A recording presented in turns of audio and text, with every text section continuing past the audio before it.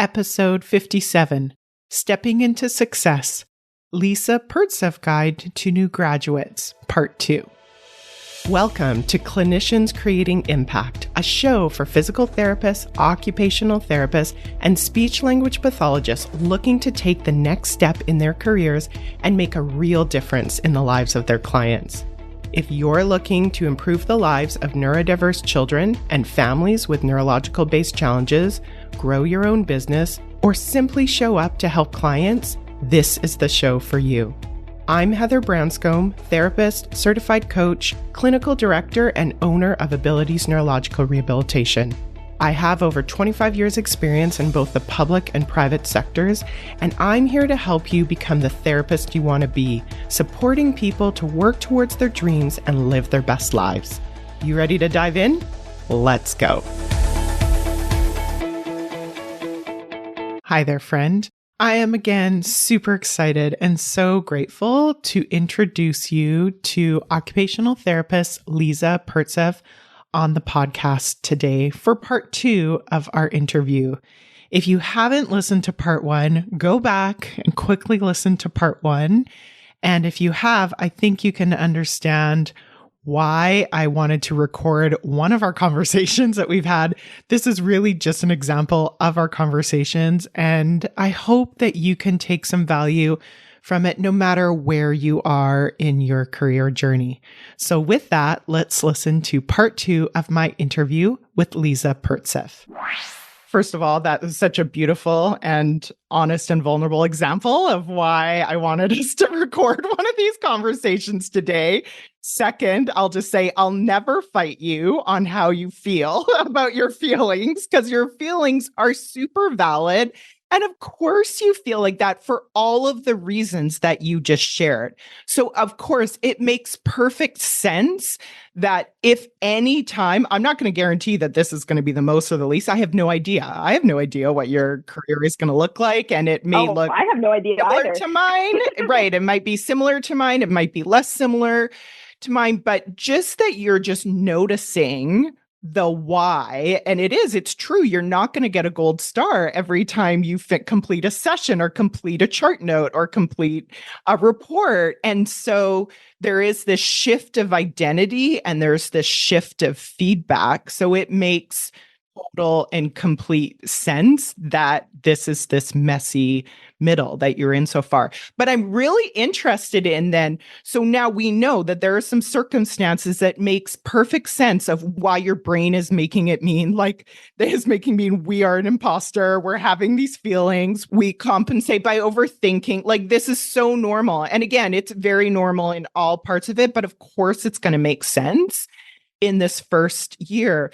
But what I'm really interested in is that you've kind of acknowledged one way to solve for that is to choose a kind of a clinical environment that has, you could call it more structure, and some of that could be more structure, but might actually be more external feedback by saying, yes, you're doing a good job, like patting your head, getting that feedback in the moment, being having an OT by your side at every given moment. But yet you chose something like, and again, without revealing too much of where you were before, what I've noticed, and this was not a prison. You actively chose this on yourself. You actually leaned into a place with more autonomy, right? To do that. So can you tell me, why do you think that is? Why did you make that choice, do you think?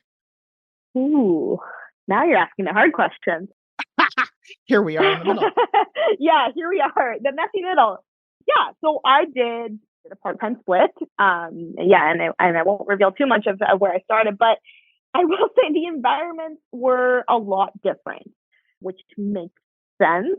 But what it was it actually came from more so when I was in school. I would get, not all the time, but in my placements, and we had 5 in the UBC program, I would get honestly frustrated, I guess that's the right word to use, maybe a little bit annoyed that I was being shaped into an OT based on my preceptors, right? Because these are the people we learn from. These are the people that's, they're our support. They're who we ask questions to and things like that. But at the end of the day, we're both different people. And I learned that very quickly in my placements. I mean, some of them I didn't have the best experiences in some, and there was just difficulties with preceptors. But I mean, putting that aside and those emotional hardships aside, like that also allowed me to realize that you're a completely different person. So I compared my my classmates, for example. We are all graduating at the same time. We all learn the same things, but how we approach a situation will be completely different. And that, I think, is what kind of shifted my perspective and shifted my what I wanted, my wants for myself. At the time, or when I first finished school, I was like, yeah, no, this makes sense. Like, I feel like this would be a really good opportunity. Why not try, part-time split? Let's try 2 different places. But I soon realized that when there is more so somebody, this was a little bit more, in my other opportunity, it was more so I'm learning from somebody. I'm learning how somebody does things. I'm learning their ways of doing, and they've been doing it for so long that they're like, it's second nature to them. Whereas for me, this is all brand new. I have to keep at it for it to become second nature. But I think that's where there was that disconnect of, yes, it's great that I have someone here all the time, or I have people here all the time, but you can't. I felt like at the time that you're not seeing where I'm coming from as someone who's so new, because everybody around me is so experienced and they've done this for so long. And don't get me wrong, it definitely isn't easier, full-time in private practice, but it's that independence of, okay, but once I'm in this setting, I don't have anybody, watching over my shoulder. I don't have anybody checking to see what mistakes I made and scolding me, or the other way around. I don't have somebody giving me a gold star and, making sure that I am ticking off all the boxes or whatever it is. It's more so myself. I have to be that person now. And at the time, I'm not going to lie though, at the time when I first did the shift, that's when it was the hardest. That was probably one of the hardest things to get used to, is like, I mean, it makes sense based on my experiences, but I would question it, right? So I would do something and I'm like, oh, I don't know if this is right. What am I doing? Is this right? Should I do this? Because as a student and in a placement, if I were to have those questions, I could ask my preceptor. My preceptor would be like, oh yeah. Or they would be like, no, what are you doing? You got that star right away. Yeah, you got that instant feedback that you were on the right track. Cool. Yeah. I have the answer. Now I can go, thank you for basically redirecting my second guessing. Whereas now, especially in such a place with independence, if I second guess, I have to be the one that provides the reinsurance, right? Of the sense of, well, actually, I've been doing it. I'm doing a lot better now. But at the start, it was really tough because I'm like, oh, I don't know. And that's okay. It's okay not to know. But I would, not in the session, but afterwards, reflecting, I would sit there and be like, I really don't know. I am so, this is I have no one that I can directly run to and ask. But at the time, I was angry about it. But, thinking about it now, as I've gotten used to it, I think that is actually a great thing, because it is almost shifting my focus to be less reliant on other people's positive reinforcement and more so reinforcing that connection with myself as a professional, and allowing myself to give myself that reassurance of, okay, this is where, you're where you need to be. And these are questions that I always ask myself, are you doing harm? Are you doing what you think is best given the circumstances? And yeah, that's the biggest thing too, right? Those are some powerful questions that you're asking yourself. Huge. But these are the things I had to learn. Otherwise, I didn't. And I feel like I said, if you have someone you're shadowing with so closely, you don't really get a chance to reflect on that personally as much. And I think it's so different when it comes from yourself as opposed to others. Yeah. So what I hear you say, and again, I don't want to make sure that I am hearing this correctly. There is a discomfort of being in this kind of environment, which is learning how to ask and answer those questions on your own and to start to learn your own feedback. And then there was also the discomfort of in a different environment, which was you got the feedback, but there was the discomfort of it wasn't always filling out where you felt the growth of oh, you're giving me this feedback, but it's not in the way that I want it, or maybe it's slightly different. So it was just choosing the discomfort that is most aligned for you and for your growth. And knowing your background and how successful you've been, you've referenced a couple times of how young you are. You don't, I mean, young is all perspective. You're old enough to have a master's degree and be an occupational therapist. So I think that's great. But I think one of the reasons it makes sense that you have been this successful at this age because you have chosen the discomfort, the long-term discomfort to make for growth for you over the short-term discomfort of whatever else that is. Am I on the right track? Like, would you agree? Yeah, yeah. I mean, it just makes me think. So thank you to my past self for sticking it through. Because at the time, like I said, when you're in it, it's a lot harder because everything is, at the surface, it's really overwhelming. Everything kind of hits you at once, and then it's more so you need to ride that wave. And when we go back to the sink or swim, you start to swim, and then things get easier as you start to swim, and that's the beauty of it. And it will start to get even easier as you get into your own groove of things. You learn your own ways of doing, and you build your confidence that way. Right.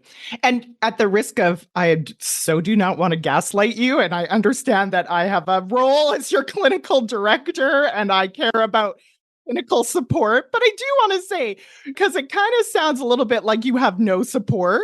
You have support, but it's not in an instant way. And we've given you more autonomy as to when you want and how much support that is.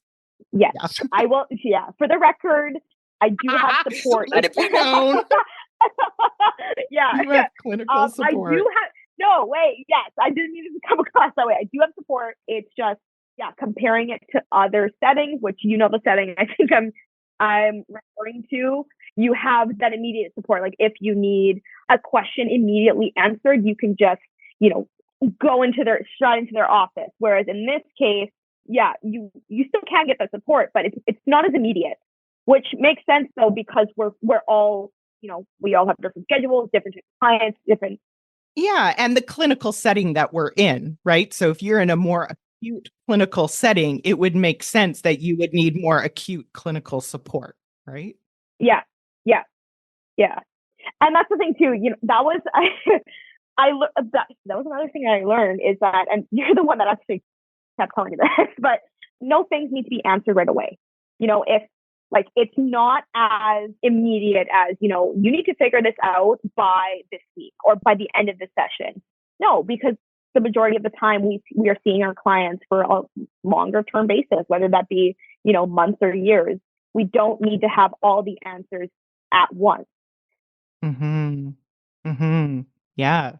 And it looks like, just as you've kind of talked, like what has come to me, having known you for a while, we had quite a few conversations even before you were ever hired at Abilities, and being hired at Abilities and managing, your first start with us and that transition to a full-time role, just seeing what you said, like even some of those questions that you're starting to ask yourself is so beautiful that no matter what setting, and of course, I mean, I'm not going to lie, I would love for you to stay with us forever and for us to die together. However, it's such a beautiful thing that you are learning these skills, just like the skills that you were aiming to help your clients and the families with, like those enabling skills that you wanted to go into as an OT, you're also developing those skills for yourself. And isn't that cool? Which is so surreal because isn't it? you're teaching, because as a professional, you're teaching and you're trying to support your clients through these same things, but at the same time, you're also doing it as a professional, especially as a professional that's so new to the field. So it's a very interesting feeling and experience to go through. Well, and I would say, as someone who has been in this field a couple of years longer, that to me is always a thing of, as I've said to you before, it just tells me you're doing it right. You're exactly where you're supposed to be. That's obviously my questions that I have and in my role are going to be very different than you, but I also am not getting the shiny stars from anybody. I'm getting feedback, but not in that immediate way. And do I have that imposter syndrome? Absolutely, I do. But I also have more tools in my tool belt to help to manage that as I navigate through. Yeah, and I have no doubt that won't come, with more years in the field and building that confidence in not only the work we do, but also in ourselves. And it's just the beauty of being like so new in this big world, and trying to learn everything. Learn as much as you can. Like I said, not just about the field and about the work that you do, but also about yourself. Right. Isn't it huge? Yeah. What is working for you now as you're in this middle of it? Like, what have you found has worked for you? And maybe what hasn't, but what is working for you? I I already went on about my past self and my bitter past self, but I think now the idea of acceptance, right? Like the acceptance of, okay, you're a professional now. You're not in school anymore, And like you were saying too, in this specific clinical setting, things are different, but that is okay. It's going to be different. Just like even if I was going to the same type of clinical setting, but a different company, things still will be different. And that is a thing that, I worked really hard to do it, but I accepted. And as soon as I accepted it, things got easier. And not just that, the things that I was telling myself seemed to be a lot more positive as well. So stepping away from that, I'm not good enough. I can't be here. I shouldn't be here. What am I doing? I don't belong here. Those natural imposter syndrome things that we tell ourselves, or even those, being so hard on ourselves. And like I said, being an overachiever, it's so natural to us. But I found that, as time went on, even though it hasn't been that long yet, but still, like, as, the weeks went on and I dove further into work and I got more used to, how I want to do things, what I feel like works best for me, things just felt easier mentally. And don't get me wrong, there's still things I don't know, but it's okay, and I'll learn. But stepping back from that pressure that I put on myself of, I need to know this, or I should know this. Why don't I know this? And, like taking away that blame and more so redirecting it to, I don't know this. That's okay. Let me learn it. And I don't need to know it right away. That's the beauty of it. Acceptance is so beautiful. Yeah. I'm curious of whether you've noticed that acceptance, like one, I mean, just hearing how that's helped you and your mindset. I'm curious if you've noticed that's helped you of how you show up in your sessions and what's happening from those sessions at all. Oh, absolutely. Yeah. I could even, like I said, it's only been a few months, but if I'm comparing now to when I first started, completely different, right? And it's probably still, if we look 6 months down the line, and if I'm comparing 6 months to 3 months, it'll probably be completely different, because that confidence in myself and, the OT that I want to be and my exposure to different situations, that will continue building.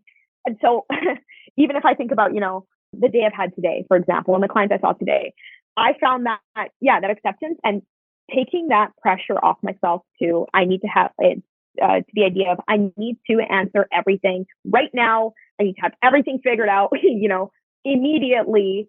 That just is like, once I figured out that wasn't the case, which took a while, it was like a weight lifted off my shoulders. And, I found that I am more confident in my sessions. I'm more confident in myself. And, I always refer back to like my clinical reasoning and what I am using for my clinical reasoning. What resources am I using? And I think that's really made a difference in how I show up for my clients. Yeah, it sounds like as you manage your mind and you relieve that pressure, it opens it up for you to access all the clinical reasoning and the tools that you already have, and that confidence that brings that leadership energy to the session, which again, we're not fully responsible for the results that the client has. The client also has a role in that, but you are definitely setting up the scene and the environment to help them, very similar to that door and the thing. You're making it a lot easier for your client to be able to make progress, whatever progress looks like for them. Yeah. I mean, who knew things get easier when you don't put as much pressure on yourself and don't, and you're not mean to yourself. Yeah. It's something we're all learning as clinicians every single day. Isn't it so funny? And we're often so kind and gracious and compassionate to our clients, and we're often hardest on ourselves. Yeah. Oh. Yep. For Yes, sure. guilty. So, are there any other resources that you have or you love on this topic that you wanted to share? I follow a lot of these like Instagram pages of these OTs, and a lot of them are more so in the peds field, but they do a lot of posting around this too, around, it's okay to not know. There are still times where people have been working for 15, 20 years and they still don't know. And that's okay. And that's the beauty of, this field is truly like lifelong learning, and you're not alone in this journey. I will say as well, like my classmates who are now my colleagues, they are also resources too. They are also people that, are going through the same thing that I'm going through. Granted, it may be in a different setting, but still, they are going through the same transition that I am. They are going through the same transition, the same new things coming up, the same not knowing enough, the same feeling of, am I good enough? So yeah, I think that's really important too. But definitely, yeah, like having something to refer back to almost provide that reassurance is really helpful. Yeah. It sounds like that's you developing your professional network, whether that's inside the organization you're working for, outside, like your classmates. And I could see how that could help with acceptance, right? Just normalizing your own experience. Of course, it makes sense that you're feeling all the things that you're feeling with the intensity that you're feeling as well, for sure. Yeah. So, what's one thing that you want to share if there's like a takeaway from today or something we might not have addressed today that you'd want to share with your fellow clinician, whether it is a fellow, someone, a new grad who's about to graduate in a few months, someone who might be like your fellow classmates, or someone who's just considering a transition from private practice to public practice to private, a new area of expertise in that transition. What would you like to share with them? I'll start with one word, and that word is breathe. And this is something that I spoke to the incoming class of the UBC MOT program for their induction ceremony. And I said the same thing, that take a breath, breathe, because it goes back to what we were talking about earlier, but you don't need to know everything, number one. And also you won't know everything. But that is okay, because that's the beauty of, the field that we're in, the profession. This truly is a lifelong learning journey.